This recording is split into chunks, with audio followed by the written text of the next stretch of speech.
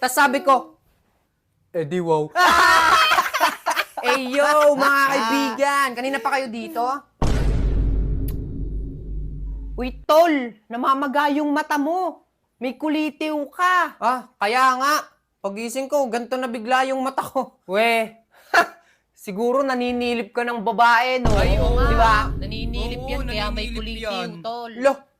Hoy, hindi ako naninilip ng babae, ha? Tumigil nga kayo.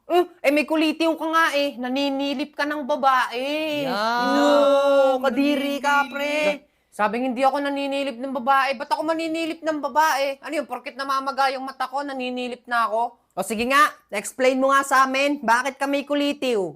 Bakit namamaga yung mata mo?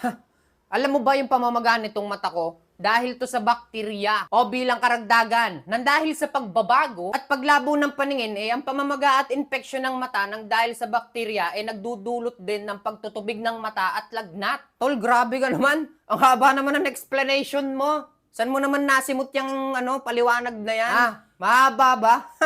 Ganito lang kasi yan. Pag meron kasi akong mga katanungan, tinatanong ko lang to kay Sisi. Sa Sisi? Sinong Sisi?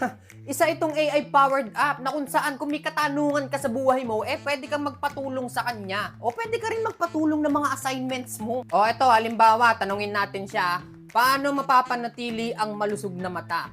Ayan mabilis lang yan nasasagot ni Sisi, 'di ba? Napaka-basic. Kung may katanungan ka sa buhay mo, itanong mo na kay Sisi. Pwede ka magtanong ng trivia, magpatulong sa assignments, makipagkwentuhan pag naboboring ka. At ang maganda pa dito, walang limit sa paggamit niya. Pwede mo siyang gamitin anytime, anywhere, anytime time. Kaya kung ako sa'yo, itry mo na mag-Sisi app. Free lang siyang i-download sa Google Play Store o kaya sa App Store. Wow! Ang lupit. Angos, ano? So, hindi ka naninilip ng babae? Hindi nga ako naninilip ng babae. Talaga? Oo. Okay.